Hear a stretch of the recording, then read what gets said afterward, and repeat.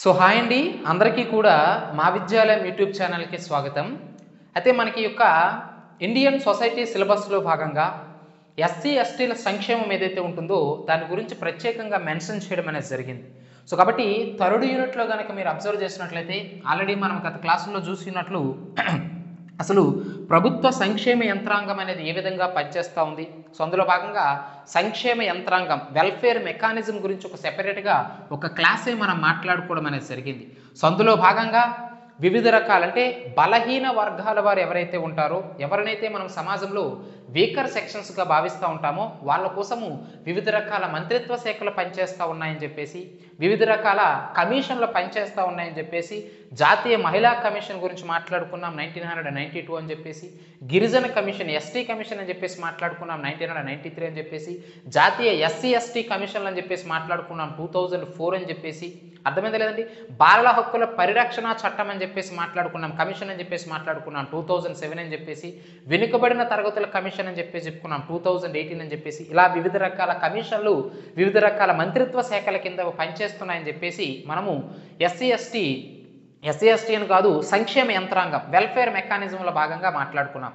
మరి ఇటువంటి weaker sections బలహీన వర్గాలని చెప్పేసి ఎవరినైతే పిలుస్తున్నామో ఆ వీకర్ సెక్షన్స్లోనే ప్రధాన భాగం ఎవరయ్యా అంటే ఎస్సీ ఎస్టీలు అని చెప్పేసి చెప్తా ఉన్నాం. ఎస్సీ అంటే ఏమిటండి? షెడ్యూల్డ్ కులము, షెడ్యూల్డ్ క్యాస్ట్ అని చెప్పేసి చెప్తా ఉంటాం. ఎస్టీ అంటే ఏమిటండి? షెడ్యూల్డ్ ట్రైబ్ అని చెప్పేసి చెప్తా ఉన్నాము. చాలా చాలా ఇంపార్టెంట్. షెడ్యూల్డ్ తెగ లేదా షెడ్యూల్డ్ ట్రైబ్ ఎస్టీ అంటున్నా, షెడ్యూల్డ్ కులం లేదా షెడ్యూల్డ్ క్యాస్ట్ ఎస్సీ అని చెప్పేసి చెప్తా ఉన్నాం.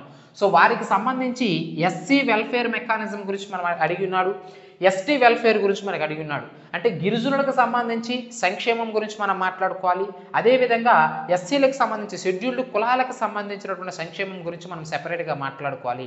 సో అందులో భాగంగా మొదటిగా ఈరోజు మనం చూడాల్సింది ఏంటంటే అంటే ఎస్సీ వెల్ఫేర్ ఒక యూనిట్ ఒక ప్రత్యేకంగా ఒక చాప్టర్గానే ఏర్పాటు చేసి ఉన్నాడు ఎస్సీ వెల్ఫేర్ గురించి చదవమని చెప్పేసి.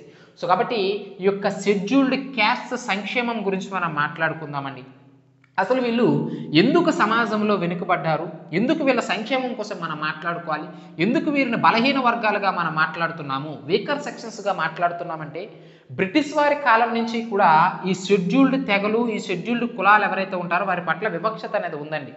సో వీళ్ళు అడ్డు తగులుతున్నారు. అంటే బ్రిటిష్ వారు మనకు అందరికీ కూడా తెలుసు యూరోపియన్లు మన భారతదేశంలో ఉన్నటువంటి సంపదను దోచుకోవడానికి వచ్చారని చెప్పేసి, మన భారతదేశంలో ఉన్న సంపదను దోచుకోవడమే కాకుండా మన భారతదేశానికి మత రంగు పులిమారని చెప్పేసి, కులపరంగా రంగు పులిమారని చెప్పేసి, పోర్చుగీస్ వారు కులాల వ్యవస్థగా వర్గీకరించారని చెప్పేసి దక్షిణ భారతదేశంలో ఉన్న వారిని కులాల పేరుతో పిలవడం పోర్చుగీస్ వారు మొదలుపెట్టారు.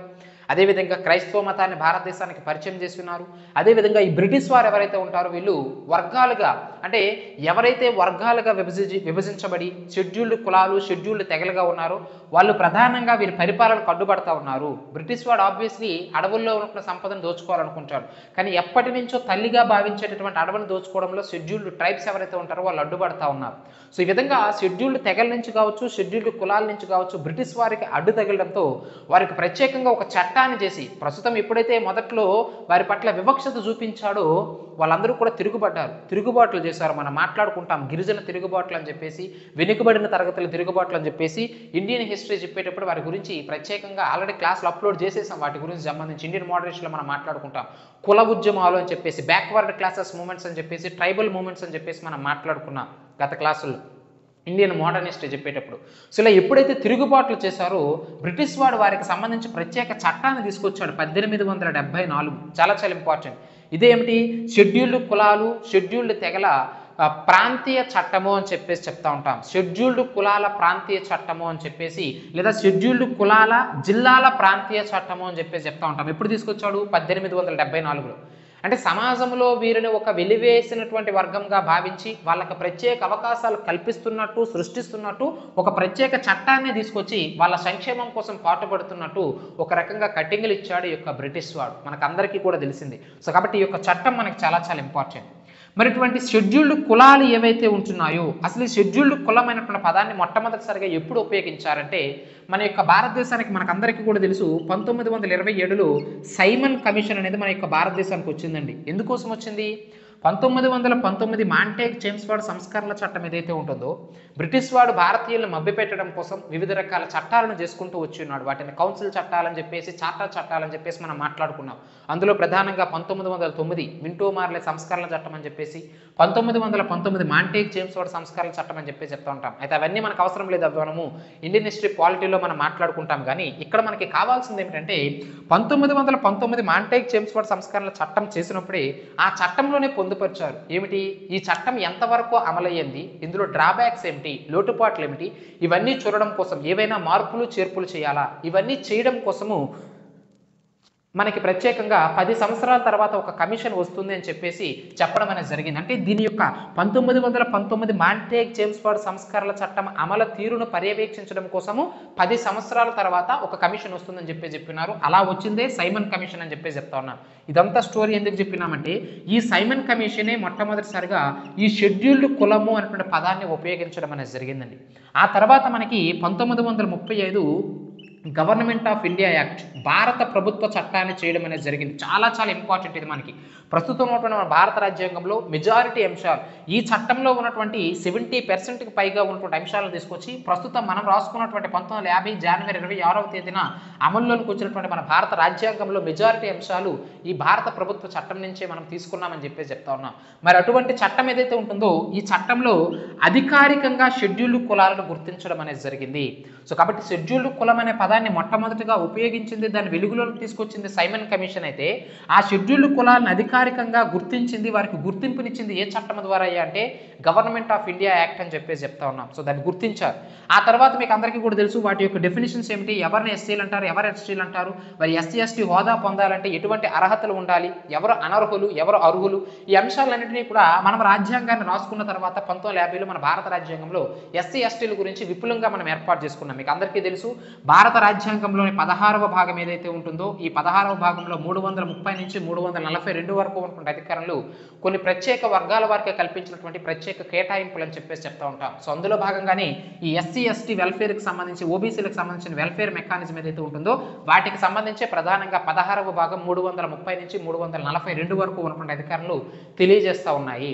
సో ఇది మనకి షెడ్యూల్డ్ వెల్ఫేర్ అంటే ఎస్సీలకు సంబంధించి, షెడ్యూల్డ్ కులాలకు సంబంధించి మనం మాట్లాడుతున్నది ఎస్సీ ఎస్టీలు కాదండి. ఎస్టీల గురించి మనం నెక్స్ట్ మాట్లాడుకుంటాం, ఎస్టీ వెల్ఫేర్ గురించి, గిరిజనుల వెల్ఫేర్ గురించి. ఈరోజు క్లాస్లో మనం మాట్లాడేది ఏంటి, ఎస్సీ వెల్ఫేర్ గురించి, అంటే షెడ్యూల్డ్ కులాలు, షెడ్యూల్డ్ క్యాస్ట్ల యొక్క వెల్ఫేర్ గురించి, వారి సంక్షేమం. వెల్ఫేర్ ఇస్ నథింగ్ బట్ సంక్షేమం, వారి బాగోగుల కోసము మనం తీసుకుంటున్నటువంటి చర్యలు ఏమిటి. మరి అటువంటి షెడ్యూల్డ్ కులాలు, బలహీన వర్గాలు అంటున్నాం, వీకర్ సెక్షన్స్ అంటున్నాం. మరి వారిని అప్లిఫ్ట్ చేయాలంటే వారిని సమాజంలో ఉన్నత వర్గంగా, అంటే సమాజంలో ఉన్నటువంటి ఇతర వర్గాల వారితో వారిని కూడా సమాంతరంగా తీసుకురావాలంటే వారికి వివిధ రకాల రక్షణలు కల్పించాలి, స్పెషల్ ప్రొవిజన్స్ కల్పించాలి. మరి ఆ విధంగా ఏమిటి సామాజిక పరమైనటువంటి ప్రొవిజన్స్ కల్పించి ఉన్నాము. అర్థమవుతుంది లేదండి, అంటే సోషల్ ప్రొవిజన్స్ అని చెప్పేసి చెప్తా ఉంటాం. సామాజికంగా వారికి రక్షణలు కల్పించి ఉన్నాం. పొలిటికల్ ప్రొవిజన్స్ అంటే రాజకీయ పరమైనటువంటి సంరక్షణలు కల్పించి ఉన్నాము.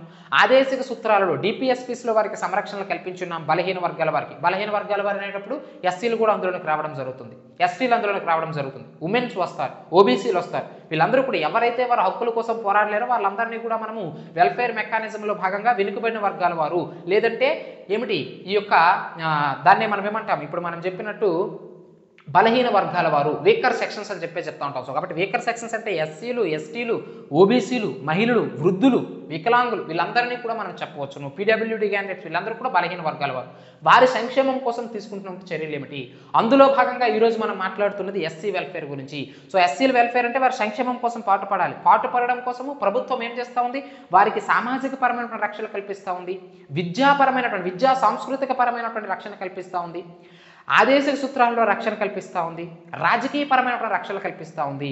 అదేవిధంగా వాటి యొక్క సంరక్షణ కోసము, వాటి యొక్క సంక్షేమం కోసము వివిధ రకాల సంస్థలను స్థాపించి, ఆ సంస్థల ద్వారా వివిధ రకాల కమిషన్లు స్థాపించి, ఆ కమిషన్ల ద్వారా వారి యొక్క హక్కుల కోసం కృషి చేస్తూ ఉంది భారత ప్రభుత్వము. సో మొదటిగా వారికి స్పెషల్ ప్రావిజన్స్ ఏవైతే ఉంటాయో, అంటే షెడ్యూల్డ్ కులాలకు సంబంధించి వారి సంక్షేమం కోసం చేపట్టినటువంటి ప్రత్యేక రక్షణలలో భాగంగా వారికి కల్పించినటువంటి సామాజిక పరమైనటువంటి రక్షణలు ఏమిటి, వాటి గురించి మనం మాట్లాడదామండి. సోషల్ ప్రొవిజన్స్ అని చెప్పేసి చెప్తా ఉన్నాం, సామాజిక పరమైనటువంటి రక్షణలు అని చెప్పేసి చెప్తా ఉన్నాం. మరి ఏమిటి సామాజిక పరమైనటువంటి రక్షణలు అంటే భారత రాజ్యాంగంలో ఎస్సీలకు సంబంధించి వెల్ఫేర్ కోసం చేపట్టినటువంటి సామాజిక పరమైనటువంటి సంరక్షణలు ఏమిటయ్యా అంటే మొట్టమొదటిగా మనం మాట్లాడవలసింది ఆర్టికల్ 14. నెంబర్ ఆఫ్ ఆర్టికల్స్ చెప్తాను, ప్రతి ఆర్టికల్ గుర్తుంచుకోవాలి. ఆ ఆర్టికల్ దేని గురించి తెలియజేస్తుంది గుర్తుంచుకోవాలి.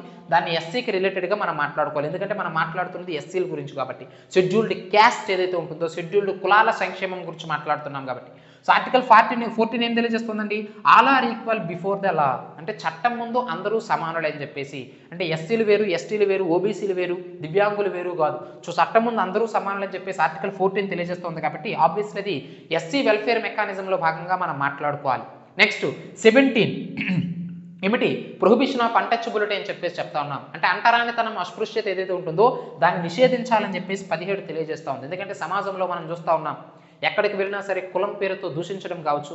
దానికోసం ప్రత్యేకంగా 1989లో SC/ST అట్రాసిటీ చట్టం అనేది రావడం జరిగింది. అంటే ఎవరైతే కులం పేరు మీదుగా వారిపైన దూషణలు చేస్తారో, దాడులు చేస్తారో, వారిని సామాజికంగా తక్కువ చేసి మాట్లాడతారు. సో వారి యొక్క రక్షణ కోసం 1989లో ఆబ్వియస్లీ ఒక చట్టం వచ్చింది, SC/ST అట్రాసిటీ చట్టం అని చెప్పేసి చెప్తా ఉంటాం.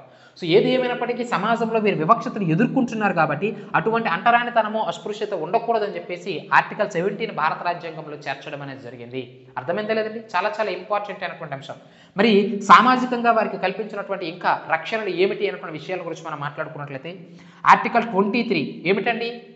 వెట్టి చాకరీ, కట్టుబానిసత్వం నిషేధం గురించి తెలియజేస్తూ ఉంది.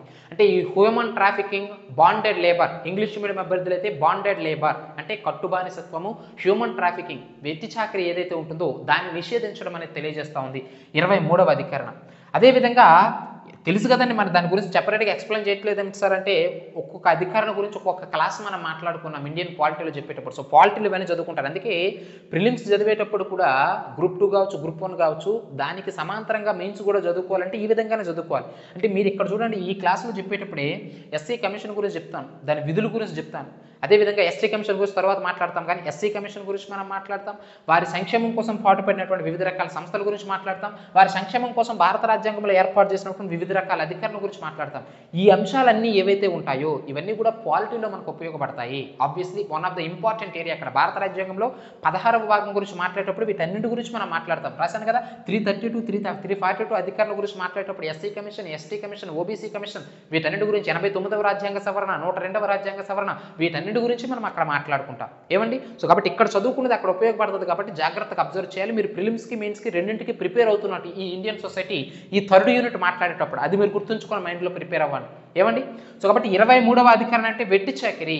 సో కాబట్టి ఇబ్బంది పెడతా ఉంటారు, శ్రమకు తగినటువంటి వేతనం ఇవ్వరు, కట్టుబానిసత్వం, తరతరాలుగా కూడా వారి పిల్లల్ని తీసుకొచ్చి ఆ ఉన్నత వర్గం వారి జమీందారులు, భూస్వాములు ఎవరైతే ఉంటారో సమాజంలో స్థిరపడిన వారు, సామాజికంగా స్థిరపడిన వారు, వాళ్ళ ఇంట్లో కట్టుబానిసత్వం, వాళ్ళ ఇంటి దగ్గరే జీతాలు ఇచ్చినా ఇవ్వకపోయినా వారి కింద సేవ చేయాలి. కుటుంబం అంటే తరతరాలు కూడా వారి కుటుంబాన్ని సేవ చేయాలి. సో అటువంటి కట్టుబానిసత్వం, వెట్టి చాకిరీ అనేది నిషేధించడం అనేది జరిగింది. నెక్స్ట్ 24 బాల కార్మిక వ్యవస్థ నిషేధించడం అనేది జరిగింది. అంటే ఏమిటి? చైల్డ్ లేబర్ ఏదైతే ఉంటుందో 14 సంవత్సరాలలోపు పిల్లలు ఎవరైతే ఉంటారో వీళ్ళు పసిపిల్లలు కానీ పని పిల్లలు కాదు, అంటే వాళ్ళు బడుల్లో ఉండాలి తప్ప పనులు చేయడానికి వీలు లేదని చెప్పేసి 24వ అధికరణ ప్రకారం బాల కార్మిక నిషేధ వ్యవస్థ గురించి మనకు తెలియజేస్తూ ఉంది. నెక్స్ట్ ఆర్టికల్ 164 అని చెప్పేసి చెప్తా ఉన్నాను. ఇదేమిటంటే ఎక్కడైతే షెడ్యూల్డ్ ట్రైబ్స్ ఎక్కువగా ఉంటారో, గిరిజనులు ఏ ప్రాంతాల్లో అయితే ఎక్కువగా ఉంటారో వాళ్ళ రక్షణ కోసము, వారి సంక్షేమం కోసము, వారి అభివృద్ధి కోసము ఒక ప్రత్యేక మంత్రిని నియమించడం అనేది జరుగుతుందండి. చాలా చాలా ఇంపార్టెంట్. సెపరేట్ మినిస్టర్ని నియమించడం అనేది జరుగుతుంది. సో ఇతను వారి యొక్క రక్షణల కోసం పాటుపడాలి. ఇప్పుడు ఫర్ ఎగ్జాంపుల్ చూడండి, ఛత్తీస్గఢ్ తీసుకున్నా, మధ్యప్రదేశ్ తీసుకున్నా, ఒడిస్సా తీసుకున్నా, జార్ఖండ్ తీసుకున్నా, ఇలాంటి రాష్ట్రాల్లో మనకి గిరిజనులు ఎక్కువగా ఉంటారు. మనం మాట్లాడి ఉన్నాం కులతత్వం గురించి, మతతత్వం గురించి, కులాల గురించి, మతాల గురించి చెప్పేటప్పుడు వివిధ రకాల జాతులు, వివిధ రకాల మతాలు, మతతత్వం ఎందుకు వచ్చింది, కులతత్వం ఎందుకు వచ్చింది, ప్రాంతీయతత్వం ఎందుకు వచ్చింది, కుల ఉద్యమాలు ఏమిటి, వీటన్నిటి గురించి మాట్లాడేటప్పుడు ఈ రాష్ట్రాల గురించి సెపరేట్గా మెన్షన్ చేసి ఉన్నాం, ఆ జాతుల గురించి మెన్షన్ చేసి ఉన్నాం. ఛత్తీస్గఢ్ కావచ్చు, ఈ ఒడిస్సా కావచ్చు, ఏమండి ఇప్పుడు చెప్పినటువంటి మధ్యప్రదేశ్ కావచ్చు, ఈ ప్రాంతాలలో గిరిజనులు ఎక్కువగా ఉంటారు. మరి ఎటువంటి వారి సంక్షేమం కోసము ప్రత్యేకంగా ఒక మంత్రిని, ఒక మినిస్ట్రీని ఏర్పాటు చేయడం అనేది జరిగింది. అయితే అటువంటి మంత్రికి ప్రత్యేకమైనటువంటి అధికారాలు కూడా ఉంటాయండి, స్పెషల్ ప్రావిజన్స్. ఏమిటి? కేవలం ఎస్టీలకు సంబంధించి అంటే షెడ్యూల్డ్ ట్రైబ్స్ గిరిజనులకు సంబంధించి మాత్రమే కాకుండా ఎస్సీలు అంటే ఇప్పుడు చెప్తున్నటువంటి షెడ్యూల్డ్ కులాలు కావచ్చు, ఓబీసీలు కావచ్చు, వీళ్ళ సంక్షేమం కోసం కూడా అంటే షెడ్యూల్డ్ తెగలు ఎక్కువగా ఉంటున్న ప్రాంతంలో వారి సంక్షేమంతో పాటుగా షెడ్యూల్డ్ కులాలు, వెనుకబడిన తరగతులు, అదర్ బ్యాక్వర్డ్ క్యాస్ట్ ఎవరైతే ఉంటారో వారి యొక్క సంక్షేమము, వారి అభివృద్ధి కోసం కూడా ఈ యొక్క మంత్రి అనేవాడు పాటుపడాలని చెప్పేసి 164 ఆర్టికల్ అనేది మనకి తెలియజేస్తూ ఉంది. అర్థమైందా లేదండి? చాలా చాలా ఇంపార్టెంట్. నెక్స్ట్ ఆర్టికల్ 275 అని చెప్పేసి చెప్తా ఉన్నా. ఇదేమిటండి? మరి ఎస్సీ ఎస్టీ సంక్షేమం జరగాలంటే ఎలా జరుగుతుందండి? వాటికి ఫండ్స్ రావాలి. ఎస్సీ ఎస్టీలకు సంబంధించి వివిధ రకాల పథకాలు అమలు చేస్తూ ఉంటాం, మనం మాట్లాడతాం. ఇక ఇక్కడ రాశాను కదా, జీవన్ ధార ఫౌండేషన్, జాతీయ సఫాయిచారి కమిషన్, డాక్టర్ బిఆర్ అంబేద్కర్ ఫౌండేషన్, వీటి ద్వారా ఎన్నో రకాలు ఇది అయిపోయిన తర్వాత, ఆర్టికల్స్ అయిన తర్వాత వీటి గురించి నేను చాలా క్లియర్గా ఎక్స్ప్లెయిన్ చేస్తాను, చెప్తాను వాటిలో ఉన్నటువంటి అంశాలు ఏమిటి, ఎందుకోసం అవి ఏర్పాటు చేశారని చెప్పేసి. మరి ఇవన్నీ అమలు కావాలి అంటే ఆబ్వియస్లీ నిధులు కావాలి. నిధులు ఎవరు రిలీజ్ చేస్తారు? కేంద్ర ప్రభుత్వం. అది ఈ అధికరణ తెలియజేస్తూ ఉంది. అంటే ఎస్సీ ఎస్టీల సంక్షేమం, అభివృద్ధి కోసము ఆ పథకాలు వారికి సంక్షేమం కోసం పాటుపడాలి అంటే ఆబ్వియస్లీ కేంద్ర ప్రభుత్వం వాటికి నిధులు చెల్లించాలని చెప్పేసి ఆర్టికల్ 275 తెలియజేస్తూ ఉంది. సో ఇవన్నీ ఏమిటి? సామాజిక పరమైనటువంటి భద్రతలు, ఎస్సీలకు సంబంధించి సామాజిక పరమైనటువంటి భద్రతలు. మరి విద్యాపరమైనటువంటి భద్రతలు ఏమిటి? సో ఒక్కొక్క దాని గురించి చెప్తాను, జాగ్రత్తగా అబ్జర్వ్ చేయాలి. విద్యాపరము మరియు సాంస్కృతిక పరమైనటువంటి భద్రతలు ఏమిటి? ఏ విధంగా వారికి స్పెషల్ ప్రొవిజన్స్ కల్పిస్తున్నామంటే 15 సబ్ క్లాస్ 4 మీకు అందరికీ కూడా తెలుసు. విద్యా సంస్థల యందు ఏమిటి? బలహీన వర్గాల వారికి కల్పించేటటువంటి రిజర్వేషన్స్ ఏవైతే ఉంటాయో వాటిని వివక్షతగా భావించరాదు. వీటిని ప్రొటెక్టివ్ డిస్క్రిమినేషన్ అంటాం, రక్షిత వివక్షత అని చెప్పేసి. అంటే ఒక పర్టికులర్ వర్గం వారికి, బలహీన వర్గాల వారికి రిజర్వేషన్ కల్పించడం వలన ఇంకొక వర్గం వారు దాన్ని వివక్షతగా భావించరాదు. సో కాబట్టి విద్యా సంస్థల్లో వీరికి రిజర్వేషన్లు కల్పించవచ్చు, ఎస్సీలకు కావచ్చు, ఎస్టీలకు కావచ్చు, ఓబీసీలకు కావచ్చు. అదేవిధంగా 16 సబ్ క్లాస్ 4 తెచ్చారండి. ఇదేమిటి? ఉద్యోగ విషయాలలో వారికి రిజర్వేషన్స్ కల్పించవచ్చు. కేవలం విద్యా సంస్థల్లో మాత్రమే కాదు, ఉద్యోగాలలో కూడా రిజర్వేషన్ కల్పించవచ్చు. ఈవెన్ వాళ్ళు అప్పటికీ కూడా ఉద్యోగం పొందిన తర్వాత కూడా తగిన ప్రతిఫలం వారికి లభించకపోతే ఈవెన్ ఉద్యోగం వచ్చిన తర్వాత ప్రమోషన్స్లో కూడా రిజర్వేషన్స్ కల్పించవచ్చు అని చెప్పేసి 16(4)A అనేది తెలియజేస్తుందండి. ప్రమోషన్స్లో మరలా రిజర్వేషన్, ఉద్యోగం వచ్చిన తర్వాత ప్రమోషన్స్. ఇప్పుడు మనిషి జీవితం ఎలా ఉంటుందంటే ఉరుకుల పరుగుల జీవితం, ఎప్పుడూ కూడా ఉన్నత జీవితాన్ని ఆశిస్తూ ఉంటాడు. ఉద్యోగం రానంత వరకు రాలేదని చెప్పేసి, వచ్చిన తర్వాత ప్రమోషన్ అని చెప్పేసి. అర్థమైందా లేదండి? సో కాబట్టి ఇలా పెరిగేటప్పుడు ఉద్యోగం వచ్చినంత వరకు కూడా ఒక ఎత్తు అయితే, వచ్చిన తర్వాత ప్రమోషన్, క్యాడర్ పెరగాలని చెప్పేసి భావిస్తూ ఉంటాం. ఆ క్యాడర్స్లో కూడా మరలా రిజర్వేషన్స్, ఎస్సీ ఎస్టీలకు రిజర్వేషన్స్ తెలియజేస్తున్నది 16(4)A అని చెప్పేసి చెప్తా ఉన్నాం. ఇక్కడ ఎస్సీ ఎస్టీ ఓబీసీలు అన్ని గురించి ఎందుకు చెప్పట్లేదు? ఓన్లీ ఎస్సీల గురించి మాట్లాడుతున్నాం కాబట్టి వాటికి రిలేటెడ్ చేసుకుంటూ ఈ అంశాలు మాట్లాడుతున్నాం. సో కాబట్టి ఇవి చెప్పేటప్పుడు ఇవి ఎస్టీలకు కూడా వర్తిస్తాయి, ఓబీసీలకు కూడా వర్తిస్తాయి, మహిళలకు కూడా వర్తిస్తాయి. ఆ విషయాన్ని మీరు గుర్తుంచుకోవాలి. ఇక్కడ మనం ఎస్సీ వెల్ఫేర్ గురించి మాట్లాడుతున్నాం కాబట్టి ఇది చెప్తూ కేవలం ఎస్సీల గురించే మనం మాట్లాడుతున్నాం. సో కాబట్టి 16(4)A ద్వారా ఎస్సీలకి ఏమిటి? ఉద్యోగాలలో కూడా, ఉద్యోగ ప్రమోషన్స్లో కూడా ప్రత్యేకంగా రిజర్వేషన్స్ కల్పించవచ్చును అని చెప్పేసి తెలియజేస్తూ ఉంది. అర్థమైందా లేదండి? చాలా చాలా ఇంపార్టెంట్ అయినటువంటి అంశం. అదేవిధంగా 335 అని చెప్పేసి చెప్తా ఉన్నాం. ఇదేమిటి? కేంద్ర ప్రభుత్వం కావచ్చు, రాష్ట్ర ప్రభుత్వం కావచ్చు, ఇలా కేంద్ర రాష్ట్ర ప్రభుత్వాల్లో రెండింటిలో కూడా ఉద్యోగాలలో రిజర్వేషన్ కల్పించడం. Both central government and state గవర్నమెంట్స్లో ఈ ఎస్సీ ఎస్టీలకు సంబంధించి ఉద్యోగ విషయాల్లో వారికి రిజర్వేషన్స్ కల్పించవచ్చు, వాటిని వివక్షతగా భావించరాదని చెప్పేసి ఆర్టికల్ 335వ అధికరణ అనేది ఆర్టికల్ అనేది తెలియజేస్తూ ఉంది అనేటువంటి విషయాన్ని మీరు ఇక్కడ గుర్తుంచుకోవాలి. సో ఏమిటి? విద్యాపరమైనటువంటి రక్షణల వారికి అని చెప్పేసి చెప్తా ఉన్నాం. నెక్స్ట్ ఆదేశిక సూత్రాలు వీరి కోసం ఏమిటి పొందుపరిచారు? వీరి యొక్క సంరక్షణ కోసం అంటే ఆదేశిక సూత్రాలు అనగానే మీకు గుర్తు రావాల్సింది ఆర్టికల్ 46. సామాజికంగా, విద్యాపరంగా వెనుకబడిన వారు, చాలా చాలా important. Social and educationally backward classes ఎవరైతే ఉంటారో వాళ్ళకి ప్రత్యేకంగా రిజర్వేషన్స్ కల్పించవచ్చునని చెప్పేసి 46వ అధికరణ గురించి చెప్పడం జరిగింది. నేను నిన్నగాక మొన్ననే అప్లోడ్ చేస్తున్నాను. పాలిటీ క్లాస్కి సంబంధించి ప్రాథమిక హక్కులకి ఆదేశిక సూత్రాల మధ్య సంబంధం చెప్పేటప్పుడు ఆదేశిక సూత్రాల అమలు కోసము ప్రాథమిక హక్కులు అనేవి ఒక రకంగా పాటుపడతా ఉన్నాయి, సమన్వయం చేకూరుస్తూ ఉన్నాయి. ఎలా? ఆదేశిక సూత్రాల్లో 46వ అధికరణ ద్వారా రిజర్వేషన్లు కల్పించాలి. కాబట్టి రిజర్వేషన్ కల్పించడం కోసం ప్రత్యేక చట్టాలు చేస్తే న్యాయస్థానాలు వాటిని కొట్టేస్తా ఉన్నాయి. ఎందుకు? అవి ఫండమెంటల్ రైట్స్కి వ్యతిరేకంగా ఉన్నాయని చెప్పేసి. అందుకోసం ఏం చేశారు? ఆదేశిక సూత్రాల అమలు కోసము ఏవైనా చట్టాలు చేస్తే ఆ చట్టాలు న్యాయస్థానాలు కొట్టేస్తే అలా కొట్టివేయకుండా ఉండడం కోసము భారత రాజ్యాంగాన్నే సవరించి ఆ రాజ్యాంగంలోనే ప్రాథమిక హక్కులలోనే వీటిని చేర్చడం అనేది జరిగింది. సో కాబట్టి 46వ అధికరణ ద్వారా ఆదేశిక సూత్రాల ద్వారా రిజర్వేషన్స్ కల్పించాలి. కల్పించేటప్పుడు వాటిని వివక్షతగా భావిస్తున్నారు, మా ప్రాథమిక హక్కులకు భంగం కలుగుతున్నాయని చెప్పేసి వారు న్యాయస్థానాలకు వెళ్తున్నారు కాబట్టి అలా వెళ్లకుండా ఉండడం కోసము 15 సబ్ క్లాస్ 4 ద్వారా వారికి కల్పించే వెనుకబడిన తరగతులు లేదా ఎస్సీ లేదా ఎస్టీ లేదా ఓబీసీలకు కల్పించే రిజర్వేషన్లు వివక్షతగా భావించరాదు అని చెప్పేసి భారత రాజ్యాంగంలోనే చేర్చున్నాము.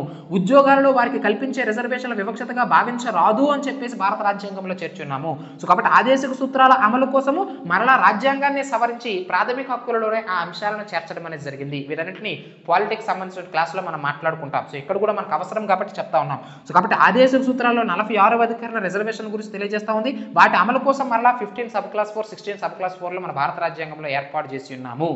అర్థమైందా లేదండి? చాలా చాలా ఇంపార్టెంట్. అదేవిధంగా వీరికి రాజకీయపరమైనటువంటి రక్షణలు ఏమిటి ఉన్నాయి, పొలిటికల్ ప్రొవిజన్స్ అని చెప్పేసి చెప్తా ఉన్నాం. సో రాజకీయపరమైనటువంటి రక్షణలు వీరికి ఏమిటి అంటే చూడండి, జాగ్రత్తగా అబ్జర్వ్ చేయండి. ఆర్టికల్ 330 అని చెప్పేసి చెప్తా ఉన్నాం. 16వ భాగం స్టార్ట్ అయినప్పటి నుంచి ఆర్టికల్ 330 దేని గురించి తెలియజేస్తూ ఉంది? లోక్సభలో వారికి రిజర్వేషన్లు, ఎవరికి? లోక్సభలో ఎస్సీలకు సంబంధించిన రిజర్వేషన్లు. చాలా చాలా ఇంపార్టెంట్. ప్రజెంట్ మనకి ప్రస్తుతం ఉండడం లోక్సభలో ఎస్సీలకు సంబంధించి 84 సీట్లను పొందుపరచడం అనేది జరిగింది. ప్రస్తుతం 84 సీట్స్ ఉన్నాయి వాళ్ళకి. మొత్తం అంటే 545 లోక్సభ స్థానాలు అనుకుంటే అందులో మనకి ప్రధానంగా 84 స్థానాలు అనేవి ఎస్సీలకు సంబంధించి. సో ఎస్సీలకి స్పెషల్ ప్రొవిజన్స్ కల్పించాలని చెప్పేసి ఆర్టికల్ 330 అనేది మనకు తెలియజేస్తూ ఉందండి. నెక్స్ట్ ఆర్టికల్ 332 ఏం తెలియజేస్తూ ఉంది? శాసనసభలు, లెజిస్లేటివ్ అసెంబ్లీస్. కేంద్రంలో అయితే లోక్సభ, పార్లమెంటు, రాజ్యసభ అని చెప్పేసి చెప్తా ఉంటాం. అదే రాష్ట్రాలలో అయితే విధానసభ, విధాన మండలి, ఎమ్మెల్సీస్, ఎమ్మెల్యేలు అని చెప్పేసి చెప్తా ఉంటాం. ఎమ్మెల్యేలు ఉండేది అసెంబ్లీలో, ఎమ్మెల్సీలు ఉండేది విధానసభలో. అర్థమైందా లేదండి? సో కాబట్టి మెంబర్ ఆఫ్ లెజిస్లేటివ్ కౌన్సిల్ వేరు, మెంబర్ ఆఫ్ లెజిస్లేటివ్ అసెంబ్లీ వేరు. సో ఆ ఎమ్మెల్యే సీట్లు ఏవైతే ఉంటాయో, విధాన సభలు ఏవైతే ఉంటాయో, విధాన పరిషత్తులు ఏవైతే ఉంటాయో, సో వాటిల్లో కూడా ఎస్సీలకి రిజర్వేషన్లు కల్పించాలి అని చెప్పేసి తెలియజేస్తున్నది ఆర్టికల్ 332. అర్థమైందా లేదండి? సో కాబట్టి లోక్సభలో ఎస్సీలకి రిజర్వేషన్లు అంటే ఆర్టికల్ 330. ఎందుకంటే ఇవన్నీ రాజకీయపరమైన రక్షణలు అని చెప్పేసి చెప్తా ఉన్నాం. దేనికి దానికి సెపరేట్గా మాట్లాడుతున్నాం. సామాజిక పరమైన రక్షణలు, సామాజిక భద్రత కల్పించడం కోసం విద్యాపరమైన రక్షణలు, అదేవిధంగా ఏమిటి ఆదేశిక సూత్రాల ద్వారా వారికి రక్షణలు, అదేవిధంగా రాజకీయపరమైన రక్షణలు. ఈ రక్షణలన్నీ ఎవరికి? ఎస్సీ కమ్యూనిటీకి సంబంధించి. అర్థమైందా లేదండి? సో కాబట్టి 330 ద్వారా లోక్సభలో రిజర్వేషన్స్ కల్పిస్తే 332 ద్వారా ఏమిటి రాష్ట్రాల శాసనసభల్లో వారికి రిజర్వేషన్లు కల్పించడం అనేది జరుగుతుంది. నెక్స్ట్ 334 ఇదేమిటి? ఆ రిజర్వేషన్లు అంటే ఎస్సీ ఎస్టీలకు కల్పించే రిజర్వేషన్లు రాజ్యాంగం అమల్లోకి వచ్చినప్పటి నుంచి కూడా, అంటే 1950 జనవరి 26 మన భారత రాజ్యాంగం అమల్లోకి వచ్చింది. అంటే అప్పటి నుంచి ప్రతి 10 సంవత్సరాలకి కూడా వారి రిజర్వేషన్ల గడువు పెంచుతూ వస్తూ ఉన్నాము. ప్రతి 10 సంవత్సరాలకి కూడా. అర్థమైందా లేదండి? సో కాబట్టి 2026తో మరలా 10 సంవత్సరాలు అవుతాయి. లాస్ట్ లోక్సభ ఎలక్షన్స్లో వాటిని పెంచారా లేదా? అంటే ఇలా ఏ ప్రభుత్వము కూడా ఆ 10 సంవత్సరాల పెంపు గడువును రద్దు చేసే ప్రయత్నం ఎవరూ చేయరు. ఎందుకంటే అలా చేశారంటే తప్పనిసరిగా వారు ఎలక్షన్స్లో ఓడిపోతారు. సో కాబట్టి కులాల జోలికి ఎప్పుడు కూడా వెళ్ళరు. అవసరమైతే కులాన్ని అడ్డు పెట్టుకుని గెలుస్తారు, కానీ కులాన్ని వ్యతిరేకించి ఎవరు కూడా గెలిచినటువంటి దాఖలాలు భారతదేశ చరిత్రలో లేవు. అలాంటి ప్రయత్నాలు ఎన్నో జరిగాయి, కానీ ఇప్పటి వరకు కుదరలేదు. సో అందుకే భారత రాజ్యాంగం అమల్లోకి వచ్చినప్పటి నుంచి ఇప్పటి వరకు కూడా ప్రతి 10 సంవత్సరాలకి 1950 నుంచి ఎస్సీ ఎస్టీలకు కల్పించే రిజర్వేషన్లు మనం ప్రతి 10 సంవత్సరాలకి పెంచుకుంటూ వస్తున్నాము. ఎవరు కూడా వాటిని రద్దు చేసేటటువంటి ప్రయత్నానికి ఆ అంశాన్ని దాని ఊహల్లో కూడా వారు ఉంచుకోవట్లేదు. వాటిని తప్పనిసరిగా ప్రతి 10 సంవత్సరాలకి పెంచుకుంటూ వస్తుంది, అది ఏ ప్రభుత్వం అయినా సరే.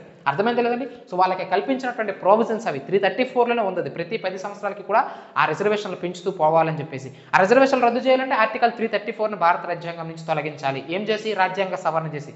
ఎందుకంటే భారత రాజ్యాంగంలో ఏదైనా ఒక అంశాన్ని తొలగించాలన్నా, ఏదైనా అంశాన్ని చేర్చాలన్నా రాజ్యాంగ సవరణ చేయాలి, కాన్స్టిట్యూషనల్ అమెండ్మెంట్ అనేది చేయాలి. సో కాబట్టి 334 అనేది మనకు అక్కడ తెలియజేస్తూ ఉంది. అర్థమైందా లేదండి? చాలా చాలా ఇంపార్టెంట్. అదేవిధంగా 339 ఆ షెడ్యూల్డ్ క్యాస్ట్, షెడ్యూల్డ్ కులాలు ఏవైతే ఉంటాయో వారి సంక్షేమానికి సంబంధించి, వారి అభివృద్ధికి సంబంధించి ప్రభుత్వం అనేది నియంత్రణ కలిగి ఉంటుంది. సో ఎంతవరకు ఎవరిని ఏ లెవెల్ వరకు ఉంచాలి వారిని కంట్రోల్ చేస్తుంది నియంత్రణ అధికారం. ఎస్సీ ఎస్టీ వెల్ఫేర్ పైన నియంత్రణ అధికారాన్ని ప్రభుత్వం కలిగి ఉంటుంది. అర్థమైందా లేదండి? నెక్స్ట్ 341 అని చెప్పేసి చెప్తా ఉన్నాను. ఇది ఏమిటి? ఎస్సీ ఎస్టీ కమ్యూనిటీస్ ఎవరైతే ఉంటారో వారిని గుర్తించడం కావచ్చు, వారికి ప్రత్యేకమైనటువంటి అర్హతలు కల్పించడం కావచ్చు. అర్థమైంది లేదండి? సో ఎస్సీ ఎస్టీ కమ్యూనిటీని గుర్తించే బాధ్యత కానీ, ఎస్సీ ఎస్టీ కమ్యూనిటీకి ప్రత్యేక అవకాశాలు కల్పించే బాధ్యత కానీ, వారికి రాజ్యాంగ హోదా కల్పించే బాధ్యత కానీ ఇవన్నీ కూడా ఎవరిపై ఉంటాయంటే పార్లమెంటుపై ఉంటుంది. సో కాబట్టి ఎస్సీ ఎస్టీలను గుర్తించేటటువంటి బాధ్యత ఎవరిదంటే పార్లమెంటు. కానీ గుర్తించిన తర్వాత వాటిని అధికారికంగా ప్రకటించేది ఎవరంటే రాష్ట్రపతి. ఆ విషయాన్ని గుర్తుంచుకోవాలి. సో ఆ పర్టికులర్ కమ్యూనిటీకి ఎస్సీ హోదా ఇవ్వాలి. ఇప్పుడు మీరు చూసారు రీసెంట్గా మణిపూర్ రాష్ట్రంలో మైతేయి మరియు కుకీ తెగలు ఎవరైతే ఉంటారో వాళ్ళిద్దరి మధ్య కూడా కాంట్రవర్సీస్ అనేవి జరుగుతూ ఉన్నాయి. ఎందుకంటే వీరు ప్రత్యేకంగా మైతేయి వర్గానికి సంబంధించిన వారు వారికి ఎస్టీ హోదా ఇవ్వాలి, షెడ్యూల్డ్ ట్రైబ్స్ హోదా ఇవ్వాలని చెప్పేసి. షెడ్యూల్డ్ ట్రైబ్స్ హోదా ఇస్తే వారి హక్కులను ఎక్కడ కోల్పోతారో అని చెప్పేసి కుకీలు వాటికి వ్యతిరేకంగా ఉద్యమాలు చేశారు. భయంకరంగా మారణ హోమాలు అనేవి రీసెంట్గా జరిగాయి. మొన్నటి వరకు న్యూస్ పేపర్లో మనం డైలీ చదివినాం. ఒకవేళ మైతేయ కమ్యూనిటీకి ఎస్సీ ఎస్టీ హోదా ఇస్తే ఆ ఇచ్చేది నిర్ణయించేది ఎవరు? పార్లమెంటు. పార్లమెంట్ ఇచ్చిన తర్వాత వారికి ఎస్టీ హోదా ఇచ్చామని చెప్పేసి ప్రకటించేది ఎవరు? రాష్ట్రపతి. సో కాబట్టి ఎస్సీ ఎస్టీ కమ్యూనిటీలను గుర్తించేది కావచ్చు, వారి అర్హతలు అంటే ఏ అర్హతలు ఉండాలి అనేది నిర్ణయించేది కావచ్చు, ఇవన్నీ చూసుకునేది పార్లమెంటు. కానీ పార్లమెంట్ నిర్ణయించిన తర్వాత దాన్ని ప్రకటించేది ఆ పర్టికులర్ వర్గానికి ఎస్టీ హోదా ఇస్తున్నాం, ఆ పర్టికులర్ వర్గానికి ఎస్సీ హోదా ఇస్తున్నాం అని చెప్పేసి ప్రకటించేది మాత్రము రాష్ట్రపతి. రాష్ట్రపతి షెడ్యూల్డ్ కులాలు, షెడ్యూల్డ్ తెగలకు సంబంధించినటువంటి కమిషన్లు కావచ్చు, వారికి సంబంధించినటువంటి అంశాలు కావచ్చు, వారి గుర్తింపు కావచ్చు, అన్ని విషయాల్లో కూడా రాష్ట్రపతి కీలక పాత్ర పోషిస్తూ ఉంటాడు. అది మీరు గుర్తుంచుకోవాలి. సో ఇవి మనకి రాజ్యాంగపరమైనటువంటి రక్షణలు. సో కాబట్టి రాజకీయపరమైనటువంటి రక్షణ, పొలిటికల్ ప్రావిజన్స్, సోషల్ ప్రావిజన్స్, డిపిఎస్పీస్లో వారికి కల్పించినటువంటి స్పెషల్ ప్రావిజన్స్, ఎడ్యుకేషనల్ మరియు కల్చరల్ ప్రావిజన్స్ అని చెప్పేసి చెప్తా ఉన్నాం. ఇలా వివిధ రకాలుగా మనం భారత రాజ్యాంగంలో వివిధ రకాల అధికారులను ఏర్పాటు చేసి షెడ్యూల్డ్ కులాలకు సంబంధించినటువంటి వారి సంక్షేమం కోసం పాటుపడతా ఉన్నాము. సో ఇది మనకి వారికి సంక్షేమం కోసం అంటే వారి సంక్షేమం కోసం రాజ్యాంగపరమైనటువంటి రక్షణలు ఇవన్నీ కూడా ఇప్పటి వరకు మనం చెప్పినవి. నెక్స్ట్ ఏంటంటే వారి సంక్షేమం కోసం పాటుపడుతున్నటువంటి సంస్థలు ఏమిటి? What are the institutions? ఏ ఇన్స్టిట్యూషన్స్ ఎస్సీ వెల్ఫేర్ కోసం పాటుపడతా ఉన్నాయి? సో అందుకోసము భారత ప్రభుత్వం అనేది వివిధ రకాల సంస్థలను ఏర్పాటు చేసింది, వివిధ రకాల కమిషన్లు ఏర్పాటు చేసింది. సో ఒక్కొక్క దాని గురించి మనం మాట్లాడుకుందాం. జాగ్రత్తగా అబ్జర్వ్ చేయండి. జాతీయ షెడ్యూల్డ్ కులాల ఆర్థిక అభివృద్ధి సంఘము అని చెప్పేసి చెప్తా ఉన్నాం. అంటే national scheduled caste economic and development institution అని చెప్పేసి చెప్తా ఉన్నాం. ఏమిటండి అంటే షార్ట్ కట్లో మీరు ఇంగ్లీష్లో రాసుకోవాలంటే national scheduled caste economic and development corporation సంస్థ అని చెప్పేసి చెప్తా ఉన్నాం. ఇది ఎప్పుడు ఏర్పడింది? 1989లో. చాలా చాలా ఇంపార్టెంట్. ఎస్సీ ఎస్టీ అట్రాసిటీ చట్టం ఏర్పడిందన్న 1989. అదేవిధంగా జాతీయ షెడ్యూల్డ్ కులాల ఆర్థిక అభివృద్ధి సంస్థ ఏర్పడింది కూడా 1989. ఎందుకోసం ఏర్పాటు చేశారు ఇది? సో ఎవరైతే ఈ షెడ్యూల్డ్ కులాల వారు ఉన్నారో, ఎస్సీస్ ఉన్నారో, వారు అందులో కూడా బీపీఎల్ లైన్ అని చెప్పేసి చెప్తా ఉంటాం, బిలో పావర్టీ లైన్, దారిద్ర్య రేఖకు దిగువన ఉన్నవారు, పేద వర్గం వారు ఎవరైతే ఉంటారో వాళ్ళకి ఆర్థికంగా చూడండి ఆర్థిక అభివృద్ధి సంస్థ అని చెప్పేసి చెప్తా ఉన్నాం. అంటే వారికి ఆర్థికంగా అంటే ఎకనామిక్గా సపోర్ట్ చేస్తుంది అనమాట, ఫైనాన్షియల్గా సపోర్ట్ చేస్తూ ఉంది. ఏమిటా సపోర్ట్ అంటే ప్రత్యేకంగా ఎవరైతే ఏదైనా పని చేసుకోవాలనుకుంటున్నారు, ఏదైనా స్టార్టప్ పెట్టాలనుకుంటున్నారు, అలాంటి వారు అది కూడా బిలో పావర్టీ లైన్కు ఉండి, దారిద్ర్య రేఖకు దిగువన ఉండి, ఎస్సీ కులానికి సంబంధించిన వారైతే, షెడ్యూల్డ్ కులాల వారైతే వాళ్ళకి ఏమిటి ఈ సంస్థ అనేది ప్రత్యేకంగా ఇది ఎటువంటి లాభాపేక్ష లేనటువంటి సంస్థ అంటున్నాం. నాన్ ప్రాఫిటబుల్ ఇన్స్టిట్యూషన్ అని చెప్పేసి చెప్తా ఉన్నాం. ఎన్పిఐ నాన్ ప్రాఫిటబుల్ ఇన్స్టిట్యూషన్, లాభాపేక్ష లేనిది, ఎటువంటి లాభాన్ని ఆశించినటువంటి సంస్థ. ఇదేం చేస్తుంది? బిలో పావర్టీ లైన్ కిందకు ఉండి వారి ఎస్సీ కమ్యూనిటీకి సంబంధించిన వారైతే వారు ఆర్థికంగా వారికి డబ్బు సహాయం చేస్తుంది. అది కూడా ఏమిటి? పనికొచ్చే పని, యూజ్ఫుల్ యాక్టివిటీస్ కోసం ఇస్తూ ఉంటుంది. అర్థమైంది లేదండి? సో ఇప్పుడు నేను పర్టికులర్ ఇన్స్టిట్యూషన్ పెడతా ఉన్నాను, ఆ ఇన్స్టిట్యూషన్ ద్వారా ఉత్పత్తి జరుగుతూ ఉంటుంది, ఆ ఇన్స్టిట్యూషన్లో పనిచేయడం కోసం మరికొంతమందికి నేను ఎంప్లాయ్మెంట్ కల్పిస్తా ఉన్నాను అంటే అక్కడ ఆర్థిక వృద్ధి అనేది జరుగుతూ ఉంది. అలాంటి పనులు చేస్తే నీకు ఇస్తుంది, ఆర్థికంగా సహాయం చేస్తూ ఉంది. అటువంటి స్టార్టప్స్, అటువంటి కంపెనీలు స్థాపించడం, అటువంటి ప్రయత్నాలు చేయడం. సో నువ్వు ఎస్సీ కమ్యూనిటీకి చెందినవాడైనా, నువ్వు బిలో పావర్టీకి చెందినవాడైనా డైరెక్ట్గా వెళ్ళి డబ్బులు అడిగితే ఇచ్చేది ఆ సంస్థ. సో నువ్వు చేసేటటువంటి పని యూస్ఫుల్గా ఉండాలి, ఆ యాక్టివిటీ ద్వారా సంపద సృష్టించబడాలి, అలాంటి వారు అయి ఉండాలి, అలాంటి పనులు చేసి ఉండాలి, ఎస్సీ కమ్యూనిటీకి చెందిన వారు అయి ఉండాలి, బిలో పావర్టీ లైన్ చెందిన ఉండాలి. అందుకే కండిషన్స్ అప్లై అని చెప్పేసి చెప్తా ఉంటారు. సో కాబట్టి కొన్ని కండిషన్స్ మేరకు ఈ సంస్థ అనేది ఆ పర్టికులర్ ఎస్సీ కులానికి సంబంధించిన వారికి ఆర్థికంగా సహాయం చేసి వారికి చేయూతను అందించడం అనేది జరుగుతుంది. అర్థమైందా లేదండి? చాలా చాలా important. Next doctor BR Ambedkar foundation అని చెప్పేసి చెప్తా ఉన్నాం. 1992లో ఏర్పాటు చేశారండి ఇది. సో మనకందరికీ కూడా తెలుసు, దళిత వర్గ నాయకుడు, దళితుల ఆరాధ్య దైవం డాక్టర్ భీమ్రావ్ అంబేద్కర్ అని చెప్పేసి చెప్తా ఉన్నాం. సో కాబట్టి ఒక మహర్కులంలో పుట్టి చిన్నప్పటి నుంచి కూడా తాను ఎదుర్కొన్నటువంటి వివక్షతలు ఏవైతే ఉంటాయో అటువంటివి తన యొక్క ఫ్యూచర్ జనరేషన్స్ ఎదుర్కోకూడదని చెప్పేసి ఎన్నో సేవలు చేశాడు. ఈవెన్ ఈరోజు మనం చూస్తున్నటువంటి భారత రాజ్యాంగ నిర్మాతగా, ఫాదర్ ఆఫ్ ది ఇండియన్ కాన్స్టిట్యూషన్గా పేరుగాంచినటువంటి మహానుభావుడు డాక్టర్ బిఆర్ అంబేద్కర్. అతని పేరు మీదుగా డాక్టర్ బిఆర్ అంబేద్కర్ ఫౌండేషన్ని 1992లో స్థాపించడం అనేది జరిగింది. దీని ద్వారా ఏమిటంటే ప్రత్యేకంగా ఎవరైతే రోగులు ఉంటారో అంటే క్యాన్సర్ బాధితులు కావచ్చు, కిడ్నీ బాధితులు కావచ్చు, లివర్ బాధితులు కావచ్చు, ఎవరైతే ఇటువంటి అనారోగ్య సమస్యలను ఎదుర్కొంటారో వారికి ₹1,00,000 వరకు కూడా వారికి ఏమిటి ఆర్థిక సహాయం అందించడం అనేది జరుగుతుంది. ఎవరు? SC community. అది గుర్తుంచుకోవాలి మీరు. అంబేద్కర్ అనగానే దళిత వర్గ నాయకుడు. సో కాబట్టి ఎస్సీ కమ్యూనిటీకి సంబంధించి క్యాన్సర్కి సంబంధించిన విషయాలైనా, లివర్కి సంబంధించి, కాలేయానికి సంబంధించిన విషయాలైనా, అర్థమైంది లేదండి? సో ఇటువంటి రోగాల బారిన పడిన వారికి ₹1,00,000 వరకు ఆర్థిక సహాయం అందించడము.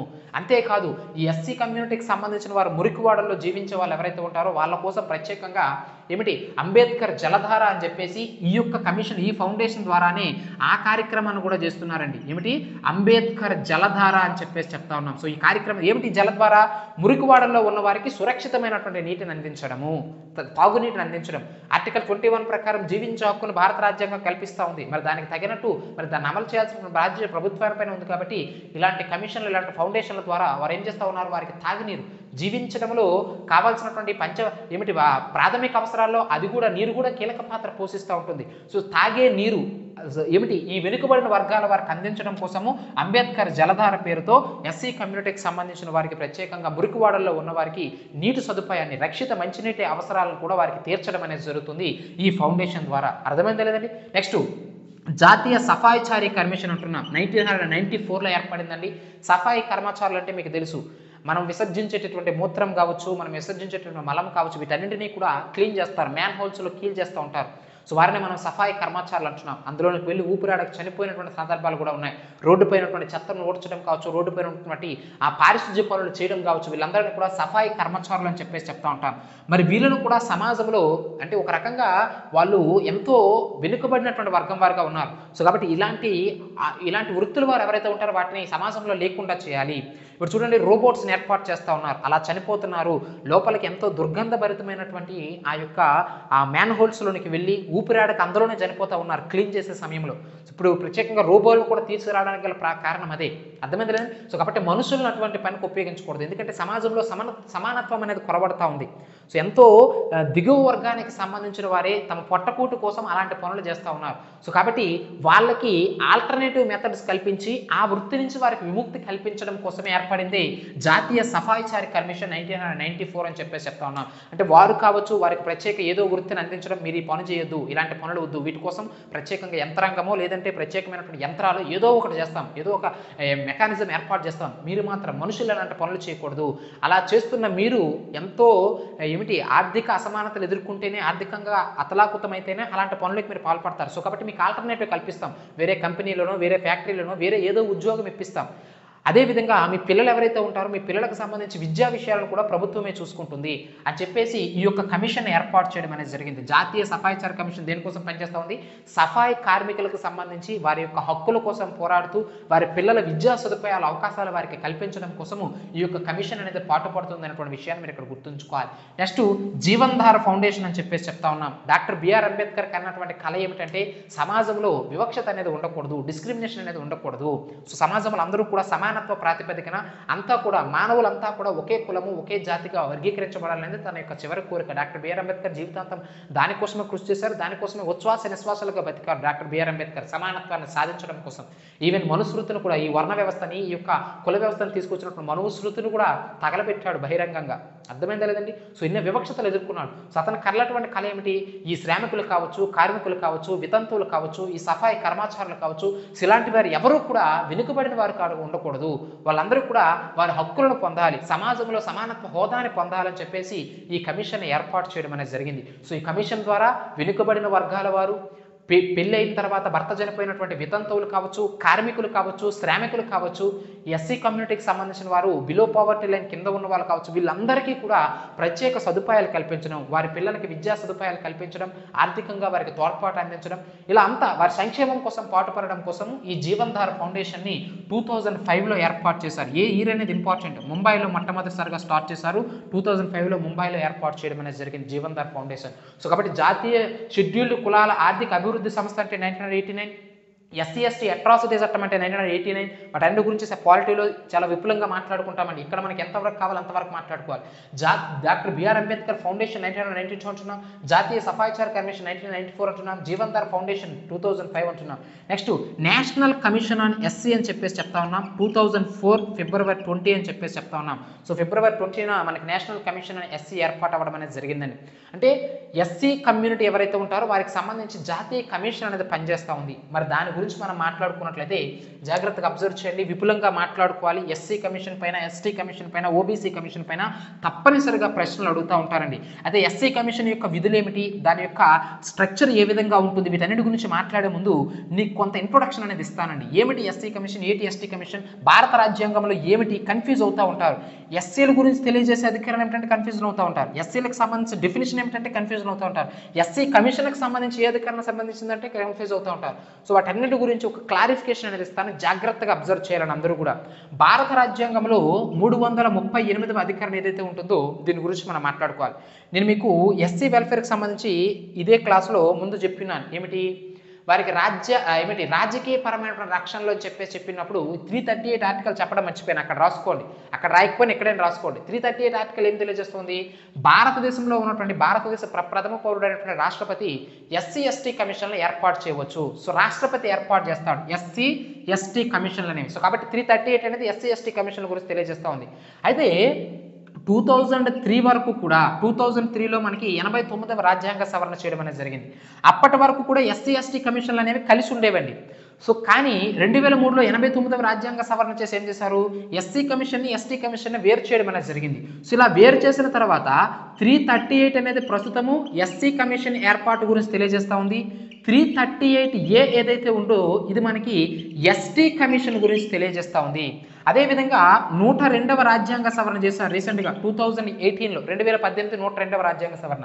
దాని ద్వారా 338Bని చేర్చారండి. ఇదేమిటి, ఓబీసీ కమిషన్ అని చెప్పేసి చెప్తా ఉన్నాము. అదర్ బ్యాక్వర్డ్ క్యాస్ట్, వెనుకబడిన తరగతుల కమిషన్ గురించి ఈ యొక్క 338B అనేది మనకు తెలియజేస్తూ ఉంది. చాలా చాలా ఇంపార్టెంట్ ఇవన్నీ కూడా. సో కాబట్టి 338 అంటే ప్రస్తుతం ఎస్సీ కమిషన్, 338A అంటే ఎస్టీ కమిషన్. ఇక్కడ ఏ, ఇక్కడ బి, ఏబీలు వస్తున్నాయి, క్యాపిటల్ ఏ లేదా స్మాల్ ఏ, ఏదో ఒకటి బ్రాకెట్లో ఏలు వస్తున్నాయి, క్యాపిటల్ ఏలు క్యాపిటల్ బిలు వస్తున్నాయి అంటే అక్కడ రాజ్యాంగ సవరణ జరిగిందని అర్థం. అంటే 89వ రాజ్యాంగ సవరణ 2003 ద్వారా 338Aని చేర్చారు. ఎస్టీ కమిషన్ ప్రత్యేకంగా అంటే వేరు చేశారు, ఎస్సీ ఎస్టీ కమిషన్లు వేరు చేశారు. అంతకుముందు వరకు కలిసి ఉండేవి, 338లో భాగంగానే ఉండేవి ఎస్సీ ఎస్టీ కమిషన్లు. కానీ 89 రాజ్యాంగ సవరణ ద్వారా రెండింటిని వేరు చేశారు. నెక్స్ట్ 102వ రాజ్యాంగ సవరణ చేసి 338B అంటే ఎస్సీబీసీ అని చెప్పేసి చెప్తా ఉంటాం. ఒక రకంగా మనం మాట్లాడాలంటే అంటే ఏమిటి, సోషల్లీ ఏమిటి, ఎడ్యుకేషనల్లీ ఏమిటండి, సోషల్లీ ఎకనామికల్లీ బ్యాక్వర్డ్ క్లాసెస్, సామాజికంగా ఆర్థికంగా వెనుకబడిన తరగతులు అని చెప్పేసి చెప్తా ఉన్నాం. ఎస్సీబీసీ కమిషన్ 338B అని చెప్పేసి చెప్తా ఉన్నాం. సో కాబట్టి కమిషన్లు అంటే ఈ అధికారులు గుర్తుంచుకోవాలండి. SC commission 338, ST commission 338A, OBC commission లేదా ఎస్సీబీసీ కమిషన్ 338B. కానీ కొన్ని సందర్భాల్లో ఈ క్రింది వాటిలో ఎస్సీ కమ్యూనిటీ గురించి తెలియజేస్తున్న అధికారం ఏమిటంటాడు. ఏ ఆర్టికల్ ఎస్సీల గురించి తెలియజేస్తుంది, ఏ ఆర్టికల్ ఎస్టీల గురించి తెలియజేస్తుంది. ఎస్సీ ఎస్టీలను మాత్రమే అన్నాడు, కమిషన్ అని అనలేదు. కమిషన్ అన్నప్పుడు 338, 338A, 338B. కానీ ఓన్లీ ఎస్సీల గురించి తెలియజేస్తున్నటువంటి అధికారం ఏమిటయ్యా అంటే 341. దేని గురించి తెలియజేస్తూ ఉంది, ఎస్సీ కమ్యూనిటీ గురించి. నెక్స్ట్ 342 ఎస్టీ కమ్యూనిటీ గురించి, ఎస్టీ కమ్యూనిటీ గురించి తెలియజేసే అధికారం 342. నెక్స్ట్ 342A ఏదైతే ఉంటుందో ఇది మనకి ఏమిటి, ఓబీసీ, దాన్ని మనం ఎస్సీబీసీ అని చెప్పేసి చెప్తా ఉంటాము. అంటే సామాజికంగా, ఇక్కడ కూడా రాసుకోవాలి మీరు, ఏమిటి, సామాజికంగా ఆర్థికంగా వెనుకబడిన వారి కోసము 342Aని ఏర్పాటు చేయడం అనేది జరిగింది. సో కాబట్టి కమిషన్లు అంటే 338 గుర్తుంచుకోవాలి. కేవలం ఎస్సీ ఎస్టీ బీసీల గురించి తెలియజేసేటువంటి అధికారులు అంటే 341, 342, 342A అనేటటువంటి విషయాలు మీరు ఇక్కడ గుర్తుంచుకోవాలి. అర్థమైందా లేదండి, చాలా చాలా ఇంపార్టెంట్ అయినటువంటి అంశం. ఇప్పుడు చెప్పినటువంటి అంశాలు అన్నీ కూడా అర్థమైంది. ఏ అధికారం దేని గురించి తెలియజేస్తుంది. ఫర్ ఎగ్జాంపుల్ 366 సబ్ క్లాస్ 24 అని చెప్పేసి చెప్తా ఉన్నాం. ఇదేమిటి, ఎస్సీలకు సంబంధించినటువంటి డెఫినేషన్స్ అనగానే 366 మీకు గుర్తు రావాలి. అందులో క్లాజులు ఎస్టీ కమ్యూనిటీ డెఫినేషన్, ఎస్సీలు అంటే ఏం డెఫినేషన్, ఎస్సీలు అంటే ఏం డెఫినేషన్, ఓబీసీలు అంటే ఏం డెఫినేషన్స్ అనేవి అన్నీ కూడా 366లో ఉన్నాయి. అందులో ఎస్సీ కమ్యూనిటీ, ఇప్పుడు ఎస్సీ వెల్ఫేర్ మెకానిజం గురించి మనం మాట్లాడుతున్నాం కాబట్టి ఎస్సీలు అంటే ఏమిటి, డెఫినేషన్ తెలియజేసిన అధికారం, నిర్వచనం, ఎస్సీలు అంటే ఎవరు అనేది నిర్వచనం తెలియజేసేది భారత రాజ్యాంగం ఎక్కడ ఉంది, 366(24)లో, 366 బ్రాకెట్లో సబ్ క్లాస్ 24లో ఎస్సీలకు సంబంధించిన డెఫినేషన్ గురించి పొందుపరచడం అనేది జరిగింది. అర్థమైందా లేదండి. సో ఈ విధంగా చదువుకోవాలి. ఎప్పుడు కమిషన్లు ఏర్పడ్డాయి, ఎప్పుడు విడిపోయాయి, విడిపోయిన తర్వాత ఏ అధికారం ఇచ్చారు, ఆ అధికారం ద్వారా ఏ కమిషన్కి అవకాశం కల్పించారు, మళ్ళీ ఎప్పుడు రాజ్యాంగ సవరణ చేశారు, బీసీ కమిషన్ ఎప్పుడు ఏర్పాటు చేశారు, ఓన్లీ ఎస్సీ ఎస్టీలు బీసీల గురించి తెలియజేసే అధికారులు ఏమిటి, కమిషన్ గురించి తెలియజేసే అధికారులు ఏమిటి, డెఫినేషన్ గురించి తెలియజేసిన అధికారులు. ఇలా చదువుకుంటే ఎప్పుడు ఎలా ఇచ్చినా సరే ఆన్సర్ చేసేటువంటి అవకాశం ఉంటుంది. ఇప్పుడు మరలా మనము ఎస్సీ కమిషన్కి వద్దాం. నేషనల్ కమిషన్ ఆన్ ఎస్సీ అని చెప్పేసి చెప్తా ఉన్నాం. సో కాబట్టి షెడ్యూల్డ్ కులాల జాతీయ కమిషన్ అని చెప్పేసి చెప్తా ఉన్నాం. సో ఇది మనకి 2004లో ఏర్పడిందని చెప్పేసి చెప్తా ఉన్నాం. మనకు అందరికీ కూడా తెలుసు. సో 2003లో 89వ రాజ్యాంగ సవరణ చేసిన తర్వాత ఎస్సీ కమిషన్ ఫిబ్రవరి 2004లో ఏర్పాటు చేశారండి. మరి దీని యొక్క విధుల గురించి మాట్లాడే ముందు అసలు ఇది ఎలా ఫామ్ అవుతుంది అంటే మీకు అందరికీ కూడా తెలుసు. 338 సబ్ క్లాస్ 1 ఏదైతే ఉంటుందో 338 సబ్ క్లాస్ 1 ప్రకారము నేషనల్ కమిషన్ ఆన్ ఎస్సీ అంటే జాతీయ ఎస్సీ కమిషన్ అనేది ఏర్పడుతుంది. జాగ్రత్తగా చాలా క్లియర్గా రాస్తాను, ఇక్కడ అబ్జర్వ్ చేయండి. నేషనల్ ఎస్సీ కమిషన్ ఆంధ్రప్రదేశ్ కింద కూడా రాశాను. ఆంధ్రప్రదేశ్ ఎస్సీ కమిషన్ ఇది కూడా ఎప్పుడు ఏర్పడింది, ఉమ్మడి ఆంధ్రప్రదేశ్లో ఎప్పుడు ఏర్పడింది, ఇవన్నీ కూడా మనం మాట్లాడుకోవాలండి. వీటిపైన ఆన్సర్లు ప్రశ్నలు తప్పనిసరిగా వస్తాయి. సో కాబట్టి మనం మాట్లాడుతుంది నేషనల్ కమిషన్ ఆన్ ఎస్సీ గురించి మనం మాట్లాడుకుందాం. సో కాబట్టి నేషనల్ కమిషన్ ఆన్ ఎస్సీ ఏర్పాటు చేయాలని చెప్పేసి 338 సబ్ క్లాస్ 1 అనేది తెలియజేస్తూ ఉంది. మరి నేషనల్ కమిషన్ యొక్క అంటే జాతీయ ఎస్సీ కమిషన్ యొక్క నిర్మాణం గురించి 338 సబ్ క్లాస్ 2 తెలియజేస్తూ ఉంది. మరి ఏమిటి నిర్మాణం అంటే 1+1+3 అని చెప్పేసి చెప్తా ఉన్నాం. అంటే ఒక చైర్మన్, ఒక వైస్ చైర్మన్ మరియు 3 సభ్యులు అని చెప్పేసి చెప్తా ఉన్నాం మెంబర్స్. ఇందులో చైర్మన్ ఎవరైతే ఉంటారో ఈ చైర్మన్ కేంద్ర క్యాబినెట్ హోదా కలిగి ఉన్నటువంటి మంత్రిగా ఉండాలి చైర్మన్ అనేవారు. అదేవిధంగా రాజ్య మంత్రి లేదా రాష్ట్ర మంత్రి లేదా ఏమిటి సహాయ మంత్రి హోదాను కలిగి ఉండాలి ఎవరు, వైస్ చైర్మన్. అదేవిధంగా ప్రభుత్వ కార్యదర్శి హోదాను కలిగి ఉండాలి ఈ 3 సభ్యులు. అర్థమైందా లేదండి? కేవలం ఫ్రేమింగ్ చదువుకుంటే కాదు, వాళ్ళు ఏ హోదా ఉంటే వాళ్ళ హోదాలోనికి వెళ్తారు. అంటే జాతీయ ఎస్సీ కమిషన్ చైర్మన్గా అతను ఎన్నిక అవ్వాలి అంటే తప్పనిసరిగా అతను ఏమిటి కేంద్ర క్యాబినెట్ మంత్రి అయి ఉండాలి. జాతీయ ఎస్సీ కమిషన్కి వైస్ చైర్మన్ అయి ఉండాలంటే అతను సహాయ మంత్రిగా ఉండాలి అట్లీస్ట్. అదే అతను మెంబర్గా ఉండాలంటే భారత ప్రభుత్వ ఏమిటి కార్యదర్శి అయి ఉండాలి. సో ఇవి క్వాలిఫికేషన్స్ అనమాట వాళ్ళు ఎస్సీ కమిషన్ చైర్మన్గా ఉండాలి అంటే. అర్థమైందా లేదండి? సో కాబట్టి ఇప్పుడు విజయ్ సామ్లా అని చెప్పేసి చెప్తా ఉన్నాం 2021 నుంచి కూడా ఉన్నారు అతను. సో అతను ఏమిటి కేంద్ర క్యాబినెట్లో మనకి ప్రధానంగా మంత్రి హోదాలో ఉన్నారు కాబట్టి అతనికి ఆ యొక్క అధికారం ఇవ్వడం అనేది జరిగింది. విజయ్ సాంప్లా అని చెప్పేసి చెప్తా ఉంటారు 2021 నుంచి.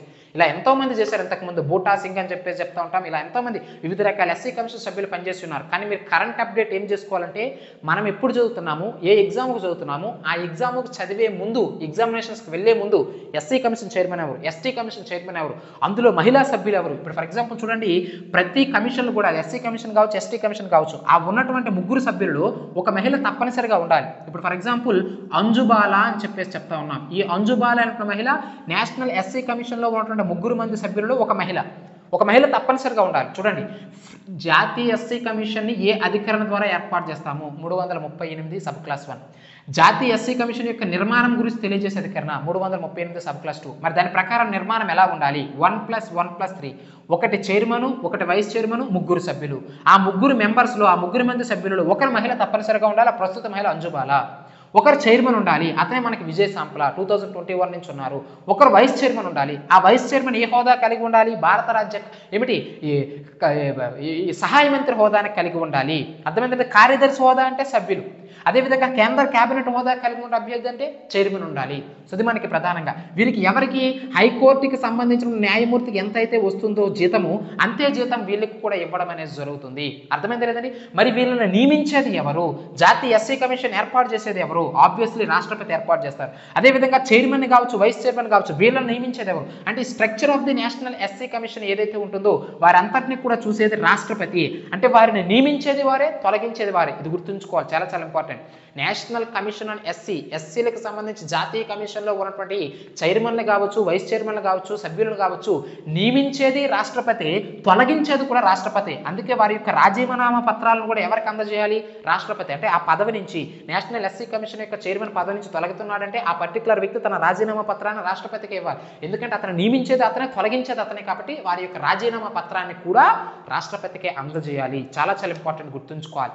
ఇది మనకి ప్రధానంగా సామాజిక న్యాయము మరియు సాధికారత మంత్రిత్వ శాఖ కిందకి రావడం అనేది జరుగుతుందండి. Social justice and empowerment. So ఏ మంత్రిత్వ శాఖ కిందకి వస్తుంది నేషనల్ కమిషన్ ఆన్ ఎస్టీ అంటే సామాజిక న్యాయం మరియు ఏమిటండి సాధికారత, సోషల్ జస్టిస్ అండ్ ఎంపవర్మెంట్. అదేవిధంగా ఇక్కడ చెప్పినాం జాతీయ షెడ్యూల్డ్ కులాల ఆర్థిక అభివృద్ధి సంఘము అని చెప్పి సంస్థ అని చెప్పేసి ఇది కూడా మనకి ఈ యొక్క ఏమిటి సోషల్ జస్టిస్ అండ్ ఎంపవర్మెంట్ అంటే సామాజిక న్యాయము సాధికార మంత్రిత్వ శాఖ కిందకి రావడం అనేది జరుగుతుంది. సో కమిటీ ఏమిటి, దాని నిర్మాణం ఏమిటి, ఎవరు నిర్మిస్తారు, ఎవరు ఏర్పాటు చేస్తారు, ఎవరు తొలగిస్తారు, వారి యొక్క స్ట్రక్చర్ ఏ విధంగా ఉంటుంది, మహిళలు ఉండాలా ఉండకూడదా, ముగ్గురు మహిళల్లో తప్పనిసరిగా ఒకరు ఉండాలి, అర్థమైంది లేదండి. సో ఇవన్నీ కూడా మరి వీరి యొక్క విధులు ఏమిటి, ఇది మనకి ఇంపార్టెంట్, చాలా చాలా important. National commission on SC commission యొక్క విధులు ఏమిటంటే ఆబ్వియస్లీ వారి యొక్క రక్షణ కోసం పాటుపడాలి. షెడ్యూల్డ్ కులాలు, ఇక్కడ ఎస్సీ కమిషన్ అంటున్నారు కాబట్టి కేవలం షెడ్యూల్డ్ కులాలే. సో కాబట్టి ఎస్సీ కమ్యూనిటీకి సంబంధించిన వారి హక్కుల పరిరక్షణ కోసం పాటుపడాలి. అదేవిధంగా వారికి ఏవైతే ఏ అంశాలు, ఏ పనులు చేస్తే, ఏ కార్యక్రమాలు చేపడితే ఎస్సీ కమ్యూనిటీ వారు వారి హక్కులను వారు పొందగలుగుతారు, అంటే వారి అభివృద్ధి కోసం ఏదైనా సూచనలు చేయాలంటే ప్రభుత్వానికి నేషనల్ ఎస్సీ కమిషనే చేస్తుంది. ఫర్ ఎగ్జాంపుల్ ఎస్సీ కమ్యూనిటీ వారు సమాజంలో వివక్షతలు ఎదుర్కొంటున్నారు అని చెప్తే సూచనలు ఇచ్చారు. నేషనల్ కమిషన్ ఏమిటి, ఎస్సీ ఎస్టీ అట్రాసిటీస్ యాక్ట్ 1989, అర్థమైంది లేదండి. అది ఏర్పడింది 2004 అయినప్పటికీ నేను చెప్పేది ఏమిటంటే అది ఏర్పడింది 1989. అప్పటి కమిషనర్ రాలేదు. ఎలా చెప్తారు సార్ అంటే ఎగ్జాంపుల్గా చెప్తున్నాను. అంటే ఏదైనా ఒక కులానికి సంబంధించి, ఒక పర్టికులర్ బలహీన వర్గానికి సంబంధించి ఒక చట్టం తీసుకురావాలంటే ముందు కమిషన్లు అనేవి సలహాలు ఇస్తే ఆ సలహాని ఆధారంగా చేసుకొని దానివల్ల నిజంగా ఆ పర్టికులర్ కమ్యూనిటీకి న్యాయం చేకూరుతుందని చెప్పేసి ప్రభుత్వం భావించినట్లయితే ఒక కమిషన్ ఏర్పాటు చేస్తుంది, లేదా ఒక చట్టాన్ని చేస్తుంది, అర్థమైంది లేదండి, లేదా స్పెషల్ ప్రావిజన్స్ కల్పిస్తూ ఉంటుంది. సో కాబట్టి షెడ్యూల్డ్ కులాలకు సంబంధించి వారి హక్కుల కోసము ప్రభుత్వానికి సలహాలు సూచనలు ఇచ్చేది ఈ యొక్క కమిషను. వారి హక్కులను రక్షించేది అదే.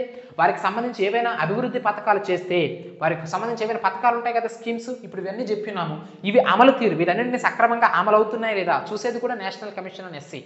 ఎందుకు కమిషన్లు ఏర్పాటు చేస్తారండి, ఎన్నో ప్రావిజన్స్ కల్పిస్తాం, ఎన్నో చట్టాలు చేస్తాం, కానీ అవి సక్రమంగా అమలు అవుతున్నాయా లేదా అని చూడాల్సింది ఎవరు, అలా చూడడం కోసం ఈ కమిషన్స్. మహిళల కోసం ఓ నిర్భయ చట్టం, దిశ చట్టం, ఆ చట్టం, ఈ చట్టం, ఓ చట్టం అంటాం. మరి చట్టాల అమలు కోసము మనకి ఏమిటి, మహిళా కమిషన్ అనేది ఉందా లేదా, 1992లో జాతీయ మహిళా commission, national commission for women ఏర్పాటు చేశారు. ఆ ఉమెన్ ఏమిటి, మహిళలకు సంబంధించి ఎటువంటి రక్షణలు చేయాలి, మహిళలకు సంబంధించి ఎటువంటి చట్టాలు చేయాలి, అసలు మహిళల కోసం ఆల్రెడీ చేసినటువంటి చట్టాలు సక్రమంగా అమలు అవుతున్నాయా లేదా, ఒకవేళ ప్రభుత్వం ఏదైనా పథకాలు చేస్తే ఆ పథకాలు మహిళలకు ఎంతవరకు అందుతున్నాయి, ఇవన్నీ చూడడం అనేది నేషనల్ కమిషన్ ఆన్ ఉమెన్ యొక్క 1992లో ఏర్పడినటువంటి మహిళా సంఘం యొక్క ప్రధానమైనటువంటి వారి యొక్క విధి. అలాగే నేషనల్ కమిషన్ ఆన్ ఎస్సీ అంటే వారి సంక్షేమం, వారి అభివృద్ధి ఫలాలు అందుతున్నాయా లేదా, పథకాలు అమలవుతున్నాయా లేదా, ప్రభుత్వానికి ఎటువంటి సూచనలు చేయాలి, ఇవన్నీ చూసుకునేది నేషనల్ కమిషన్ ఆన్ ఎస్సీ. అర్థమైంది లేదు. అంతేకాదు పౌర హక్కుల చట్టము 1955 అని చెప్పేసి చెప్తా ఉన్నా, అర్థమైంది లేదండి. దాని అమలు కోసం కావచ్చు, ఇప్పుడు చెప్పినటువంటి 1989 అట్రాసిటీ, ఎస్సీ ఎస్టీస్ అట్రాసిటీ చట్టం కావచ్చు, వీటన్నింటి అమలు ఏ విధంగా జరుగుతుంది వాటన్నింటిని చూడడం కోసం.